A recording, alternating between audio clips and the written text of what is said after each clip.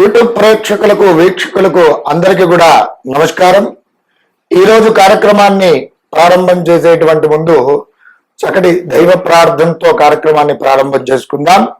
శ్రీ విద్యాం జగదాం దాత్రిం స్వర్గస్థితి లయేశ్వరీం నమామి లలితా నిత్యం మహాత్రిపుర సుందరీం చతుర్భుజ చంద్రకళావతాం కుచున్నతే కుంకుమారాగశోనే పుండ్రకృపాశాం భుజభస్మబాణాం అస్తే నమస్తే జగదేకమాతః జ్ఞానానందమయం దేవం నిర్మలాస్ఫటికాకృతిం ఆధారం సర్వ విద్యానాం హయగ్రీవముపాస్మయే. జై శ్రీమన్నారాయణ. ఈరోజు కార్యక్రమంలో భాగంగా ముఖ్యంగా మేషాది మీన పర్యంతము ద్వాదశ రాశుల వారికి ముఖ్యంగా కుటుంబంలో ఉన్నటువంటి సమస్యలు ఏమిటి అంటే దాంపత్య విషయంలో కానివ్వండి, సోదరాభావంలో కానివ్వండి, అలాగే మరి విశేషంగా అత్తాకోడళ్ళ మధ్య సమస్యలు కానివ్వండి, అలాగే విశేషంగా కుటుంబంలో ఉన్నటువంటి సభ్యులకి ముఖ్యంగా పరిహార మార్గాలు ఏమిటి, ఏ రాశి వారికి ఎక్కువగా తరచు ఏ కుటుంబ సభ్యుడితో వివాదాలు చోటు చేసుకునేటువంటి అవకాశాలు, అలాగే చెప్పినటువంటి మాట సరిగా వినకపోవడము, దానికి తగు పరిహార మార్గాలు ఏమిటి, ఏ మరి పరిహార మార్గాలలో భాగంగా విశేషంగా హోమ పరిహారములు ఏమిటి, అలాగే ఏ విధమైనటువంటి దేవతారాధన చేసుకున్నట్లయితే వీరికి సౌఖ్యంగా ఉంటుంది, విశేషమైనటువంటి మరి కుటుంబ సభ్యులతో సంబంధ బాంధవ్యాలు బాగుగా ఉండాలి అంటే ఏ పరిహారాలు చేసుకుంటే బాగుగా ఉంటుంది అనేటువంటి విషయాలపై ఈరోజు మనం వీడియో ప్రారంభం చేసుకుంటున్నాం. సింహరాశి వారికి ముఖ్యంగా ఏ విధమైనటువంటి సమస్యలు ఉండేటువంటి అవకాశాలు ఉన్నాయి, ఎవరితో సమస్యలు వచ్చేటువంటి అవకాశాలు ఉన్నాయి, గొడవలు ఏమిటి, వీటికి తగిన పరిష్కారం ఏమిటి అనేటువంటిది ఈ వీడియోలో క్షుణ్ణంగా తెలుసుకుందాం.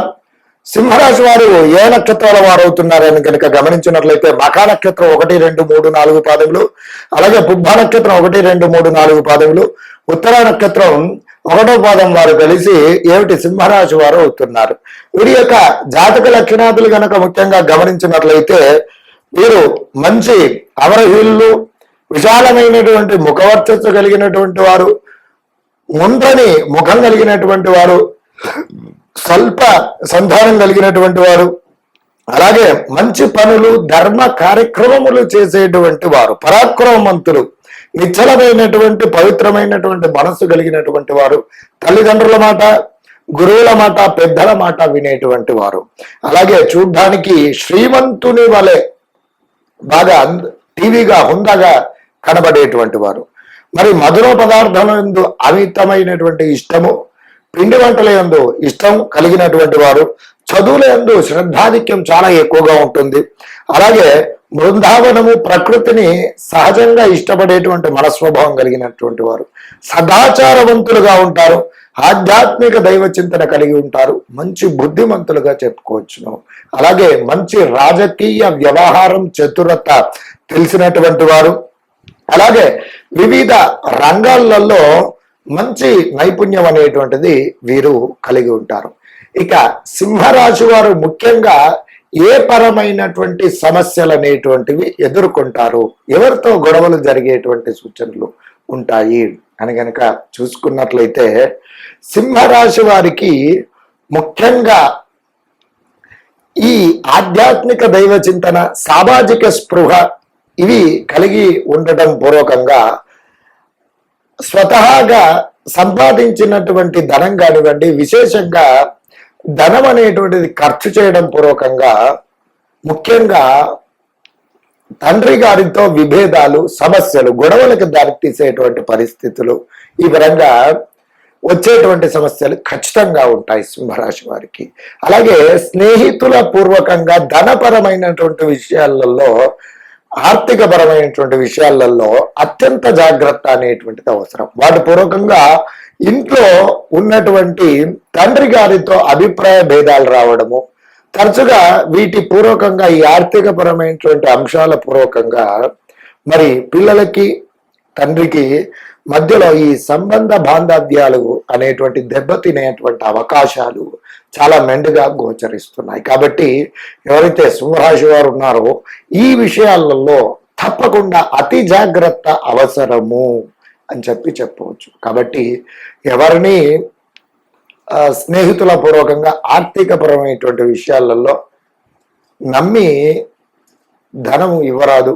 వారిని ఆచితూచి వ్యవహరించి ధనపరమైనటువంటి విషయాలలో అతి జాగ్రత్త తీసుకున్నట్లయితే ఈ సమస్య నుండి అధిగమించవచ్చు. అలాగే సామాజిక సేవా కార్యక్రమాల రీత్యా కూడా మరి ధనము ఖర్చు చేయడం విషయంలో ఆచితూచి వ్యవహరించండి. వాటి పూర్వకంగా కూడా సన్నిహితులే శత్రువులుగా మారేటువంటి అవకాశంలో ఉన్నాయి. కాబట్టి ఈ విషయాలలో జాగ్రత్త వహించినట్లయితే సింహరాశి వారికి యోగకారకమైనటువంటి పరిస్థితులు ఉంటాయని చెప్పుకోవచ్చు. సింహరాశికి అధిపతి సూర్యుడు. అలాగే సూర్యుడిని పితృకారకుడుగా పిలుస్తారు. అలాగే ఆత్మకారకుడు, ఆత్మస్థైర్యానికి సంబంధించినటువంటి గ్రహము. అలాగే వివిధ రకాలైనటువంటి పనులు ఏమిటి, ప్రభుత్వ కార్యాలయాలలో జరిగేటువంటి పనులలో కూడా ముఖ్యమైనటువంటి గ్రహము. కాబట్టి ఈ గ్రహాన్ని మనం ప్రసన్నం చేసుకున్నట్లయితే పితృ సంబంధిత సమస్యలు అనేటువంటి తొలగిపోతాయి. పనులలో కార్యజయము జరుగుతుంది. అలాగే ముఖ్యంగా ఈ సన్నిహితులతో కానివ్వండి, స్నేహితులతో కానివ్వండి, మన తండ్రితో కానీ వచ్చేటువంటి సమస్యల నుండి అతికవించేటువంటి అవకాశాలు ఎక్కువగా గోచరిస్తాయి. కాబట్టి ప్రతి ఆదివారమును కూడా సూర్యగ్రహారాధన చేయండి. ప్రతి ఆదివారమును కూడా సూర్యగ్రహ మూలమంత్ర జపాన్ని చేసుకున్నట్లయితే, అలాగే సూర్యగ్రహాన్ని ప్రతి ఆదివారము నవగ్రహములు ఉన్న దగ్గరికి వెళ్ళి చక్కగా సూర్యగ్రహ అర్చన చేసుకోండి. ఆదివారము రోజున ఎర్రని రంగు పూలతో స్వామివారిని అర్చించండి. ఎర్రని రంగు గల దుస్తులు ధరించండి. ఎర్రని రంగు గల పండ్లు దేవాలయ ప్రాంగణంలో మరి పిల్లలకు కానివ్వండి, పెద్దలకు కానీ పంచండి.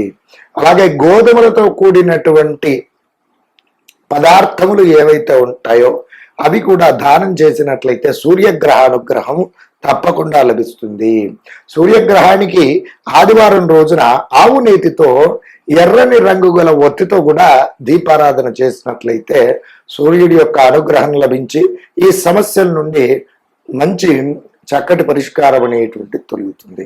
అలాగే మీ దగ్గరలో సూర్యనారాయణ స్వామి వారి యొక్క దేవాలయం ఉన్నట్లయితే సూర్యనారాయణ స్వామికి ఒకరోజు చక్కగా అభిషేకం అనేటువంటిది నిర్వహించి చక్కగా స్వామివారికి విశేషమైనటువంటి ప్రసాదాలు నివేదన చేసి సూర్యనారాయణ స్వామి వారి యొక్క మూల మంత్ర హోమము పఠించినట్లయితే, అలాగే ఆదిత్య హృదయం పఠించినట్లయితే, సూర్యగ్రహ మూలమంత్ర హోమం ఒకసారి నిర్వహించినట్లయితే మీకున్నటువంటి సమస్యలు తప్పకుండా తొలగిపోయే అవకాశాలు ఉన్నాయి. మరి ఈ సింహరాశి వారు ప్రతినిత్యం కూడా ఇంకా పఠించేటువంటి నామజపం గనక చూసుకున్నట్లయితే ఓం క్లీం బ్రహ్మణే జగదాధారాయ నమః అనేటువంటి మరి నామజపాన్ని ప్రతినిత్యం పఠించండి. ఉత్తమోత్తమైనటువంటి పరిస్థితులను పొందండి.